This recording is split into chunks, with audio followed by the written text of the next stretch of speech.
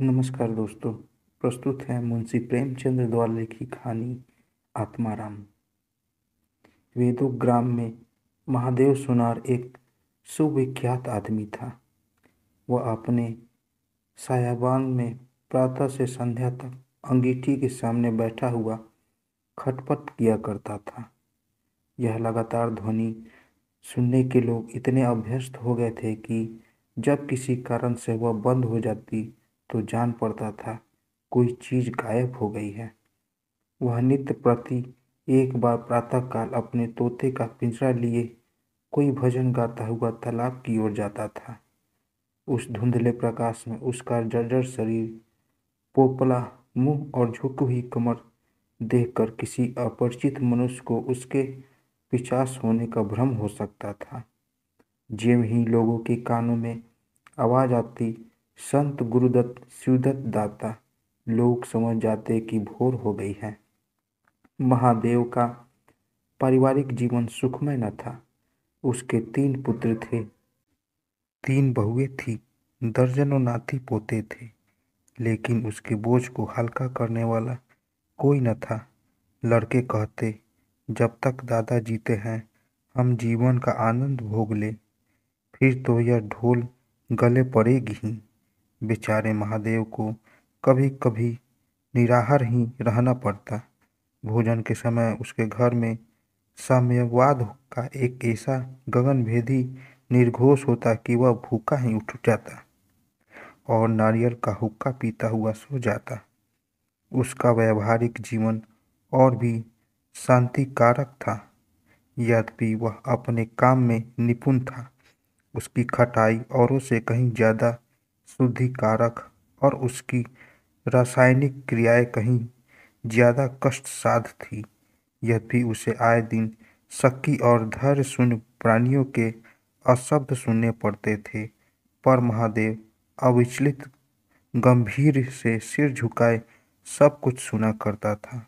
ज्यों ही यह कलह शांत होता, वो अपने तोते की ओर देखकर पुकारा उठता, सतगुरु शिवदत्त दाता।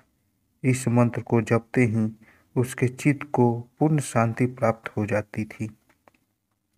एक दिन संयोगवश किसी लड़के ने पिंजरे का द्वार खोल दिया। तोता उड़ गया। महादेव ने सिर उठाकर जो पिंजरे की ओर देखा तो उसका कलेजा सन हो गया। तोता कहाँ गया? उसने पिंजरे को देखा तो तोता गायब था। महादेव घबराकर उठा और इधर उधर खपरेलों पर निगाहें दौड़ाने लगा। उसे संसार में कोई वस्तु अगर प्यारी थी तो वह यही तोता।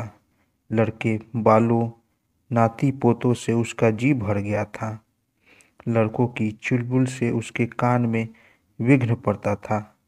बेटों से उसे प्रेम न था, इसलिए नहीं कि वे निकम्मे थे, बल्कि इसलिए कि उनके कारण वह अपने आनंददायी कुल्हारों की नियमित संख्या से वंचित रह जाता था। पड़ोसियों से उसे चिढ़ थी, इसलिए कि वे अंगीठी से आग निकाल ले जाते थे।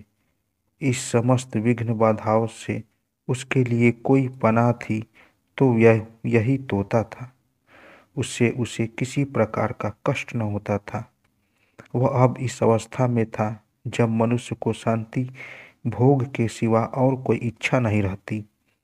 तोता एक खपरेल पर बैठा था। महादेव ने पिंजरा उतार लिया और उसे देखकर कहने लगा, आ आ सद्गुरु शिवदत्त दाता। लेकिन गांव और घर के लड़के एकत्र होकर चिल्लाने लगे और तालियां बजाने लगे। ऊपर से कौवों ने कांव कांव की रट लगाई। तोता उड़ा और गांव से बाहर निकलकर एक पेड़ पर जा बैठा। महादेव खाली पिंजरा लिए उसके पीछे दौड़ा। सो दौड़ा लोगों को उसकी दुर्गतिमा पर अचंभा हो रहा था। मोह की इससे सुंदर, इससे सजीव, इससे भावमय कल्पना नहीं की जा सकती थी। दोपहर हो गई थी। किसान लोग खेतों से चले आ रहे थे। उन्हें विनोद का अच्छा अवसर मिला। महादेव को चिढ़ाने में सभी को मजा आ रहा था। किसी ने कंकर फेंके, किसी ने तालियां बजाई। तोता फिर उड़ा और वहां से दूर आम के बाग में एक पेड़ की फुकनी पर जा बैठा। महादेव फिर खाली पिंजरा लिए मेढक की भांति उचकता चला। बाग में पहुंचा तो पैर के तलुओं से आग निकल रही थी। सिर चक्कर खा रहा था। अब जरा सावधान हुआ तो फिर पिंजरा उठाकर कहने लगा, सतगुरु शिवदत्त दाता। तोता फुनगी से उतरकर नीचे की एक डाल पर आ बैठा है, किंतु महादेव की ओर संशक नेत्रों से ताक रहा था। महादेव ने समझा डर रहा है। वह पिंजरे को छोड़कर आप एक दूसरे के पैर की आड़ में छिप गया। तोते ने चारों ओर गौर से देखा, निशंस हो गया, उतरा और आकर पिंजरे के ऊपर बैठ गया। महादेव का हृदय उछलने लगा। सतगुरुदत्त शिवदत्त दाता का मंत्र जपता हुआ धीरे धीरे तोते के समीप आया और लपका कि तोते को पकड़ ले, किंतु तोता हाथ न आया। फिर पेड़ पर जा बैठा। शाम तक यही हाल रहा। तोता कभी इस डाल पर जाता, कभी उस डाल पर, कभी पिंजरे पर आता बैठता, कभी पिंजरे के द्वार पर बैठ अपने दाना पानी की प्यालियों को देखता और फिर उड़ जाता। बुढ़ा अगर मूर्तिवान मोह था तो तोता मूर्तिमयी माया। यहाँ तक कि शाम हो गई। माया और मोह का यह संग्राम अंधकार में विलीन हो गया। रात हो गई। चारों ओर निविड़ अंधकार छा गया। तोता न जाने पत्तों में कहाँ छिप बैठा था। महादेव जानता था कि रात को तोता कहीं उड़कर नहीं जा सकता और पिंजरे में ही आ सकता है। फिर भी वह उस जगह से हिलने का नाम न लेता था। आज उसने दिन भर कुछ नहीं खाया। रात के भोजन का समय भी निकल गया। पानी की बूंद भी उसके कंठ में न गई, लेकिन उसे न भूख थी न प्यास। तोते के बिना उसे अपना जीवन निस्सार, शुष्क और सूना जान पड़ता था। वह दिन रात काम करता था, इसलिए कि यह उसकी अंत प्रेरणा थी। जीवन के और काम इसलिए करता था कि आदत थी। इन कामों में उसे अपनी सजीवता का लेश मात्र भी ज्ञान न होता था। तोता ही वह वस्तु था जो उसे चेतना की याद दिलाता था। उसका हाथ से जाना जीव का देह त्याग करना था। महादेव दिन भर भूखा थका मांदा रहकर झपकियाँ लेता था, किंतु एक क्षण में फिर चौंक कर आंखें खोल देता और उस विस्तृत अंधकार में उसकी आवाज़ सुनाई देती, सद्गुरु शिवदत्त दाता। आधी रात गुजर दी थी। सहसा वह कोई आहट पाकर चौंका। देखा एक दूसरे वृक्ष के नीचे एक धुंधला दीपक जल रहा है और कई आदमी बैठे हुए आपस में कुछ बातें कर रहे हैं। वे सब चिलम पी रहे थे। तंबाकू की महक से उसे अधीर कर दिया। उच्च स्वर से बोला, सतगुरु शिवदत्त दाता, और उन आदमियों की ओर चिलम पीने चला गया। किंतु जिस प्रकार बंदूक की आवाज़ सुनते ही हिरन भाग जाते हैं, उसी प्रकार उसे आते देख सब के सब उठकर भागे। कोई इधर गया, कोई उधर भागा। महादेव चिल्लाने लगा, ठहरो ठहरो। एकाएक उसे ध्यान आ गया, ये सब चोर हैं। वह जोर से चिल्ला उठा, चोर चोर, पकड़ो पकड़ो। चोरों ने पीछे फिरकर न देखा।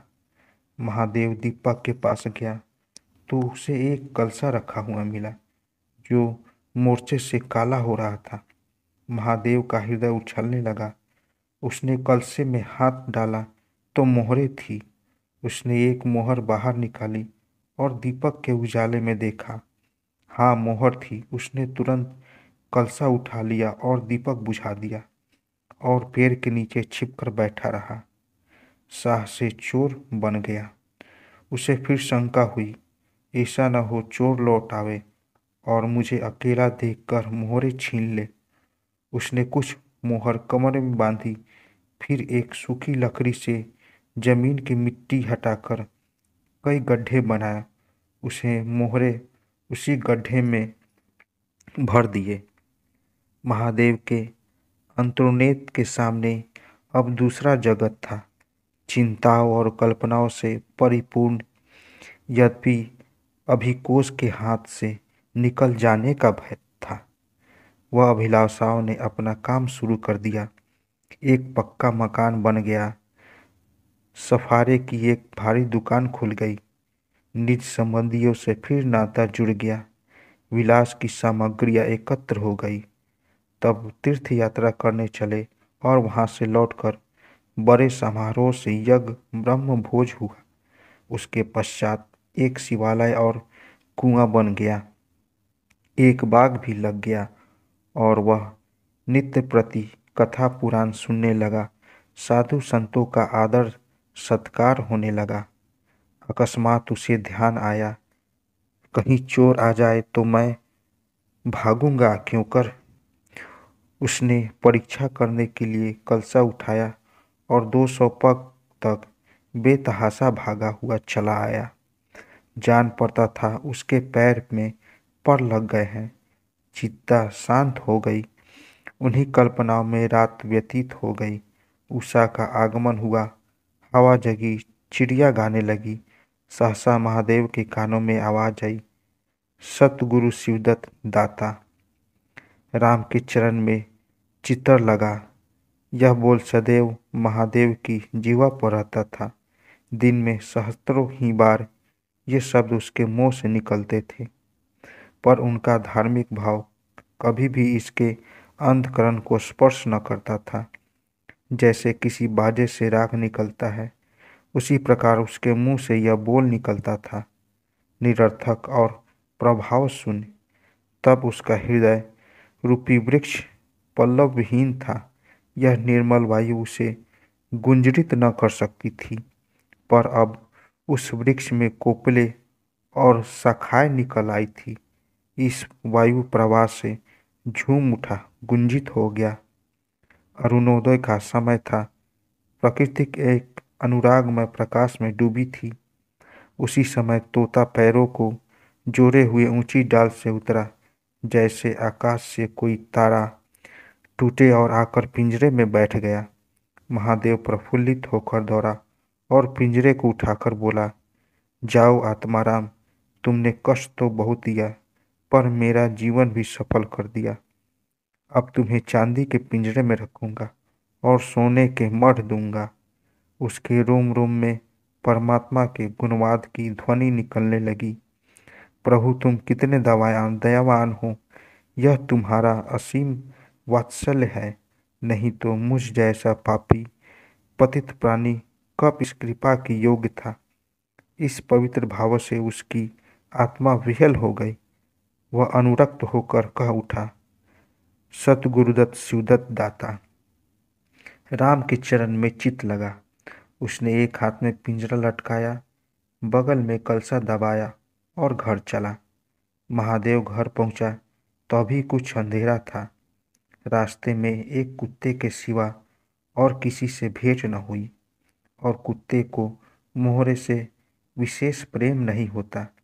उसने कलश को एक नाद में छिपा दिया और उसे कोयले से अच्छी तरह ढककर अपनी कोठरी में रखाया।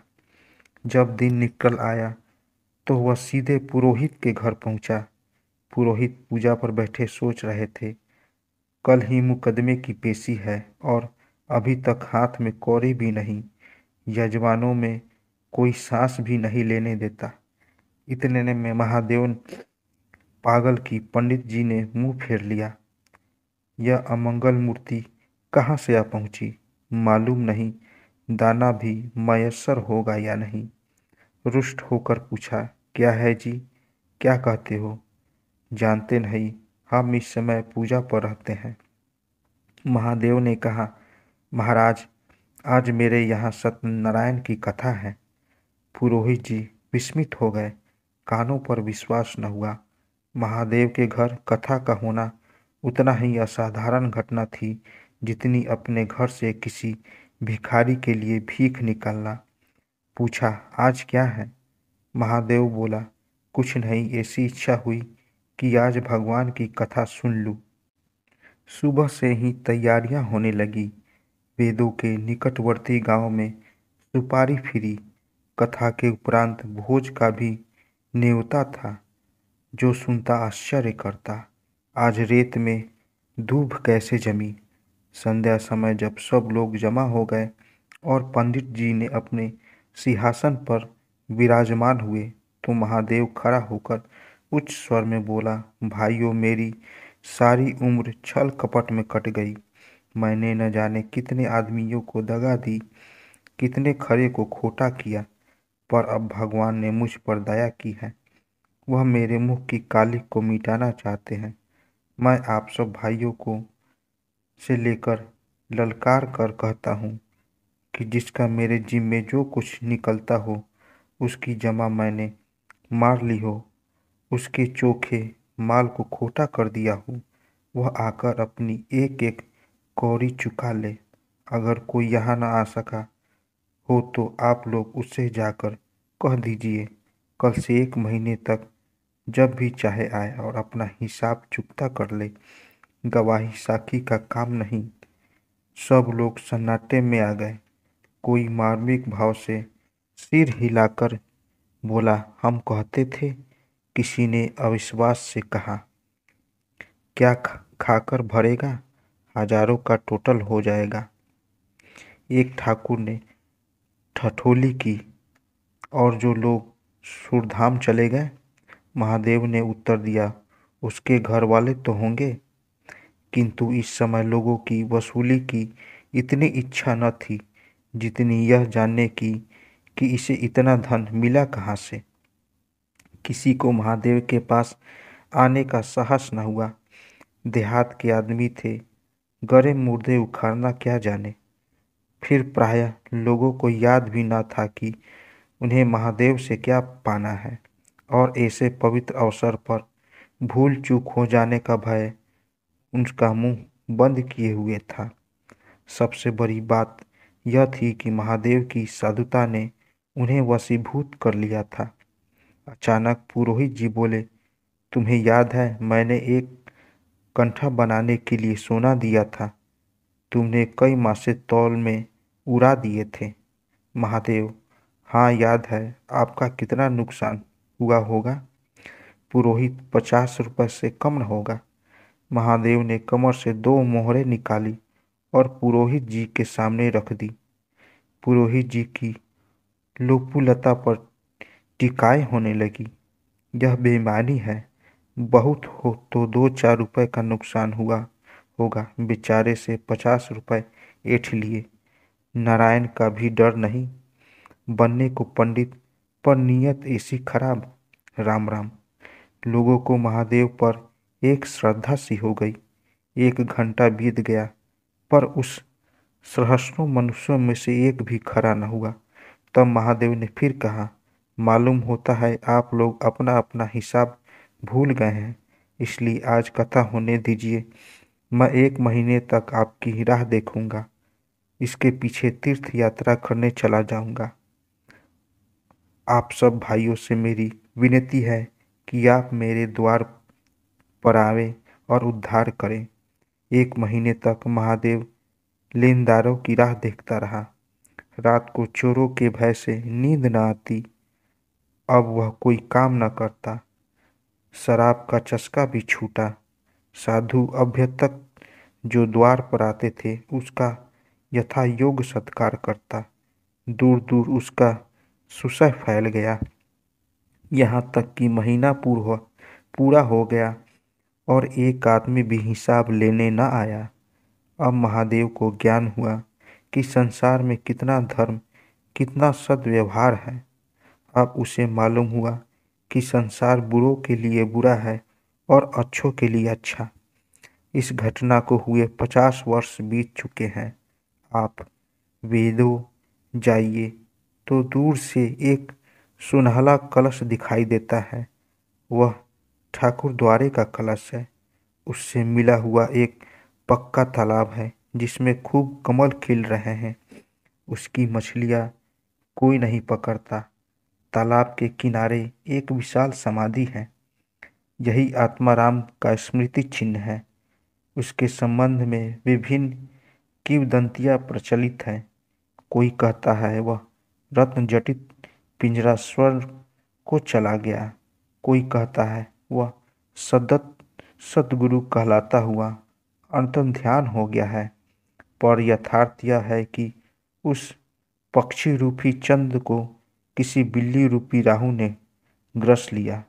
लोग कहते हैं आधी रात को भी तालाब के किनारे आवाज आती है। सतगुरु शिवदत्त दाता राम के चरण में चित लगा। महादेव के विषय में भी कितनी ही जन श्रुतियाँ हैं। इसमें सबसे मान्य यह है कि आत्मा राम के समाधिस्थ होने के बाद वह कई सन्यासियों के साथ हिमाचल चला गया है और वहां से लौटकर न आ सका। उसका नाम आत्माराम प्रसिद्ध हो गया। तो दोस्तों, कैसी लगी कहानी?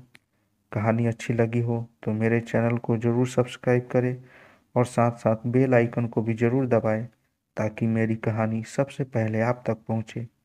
तो दोस्तों, मिलते हैं एक नई कहानी के साथ एक नए वीडियो में। तब तक के लिए नमस्कार।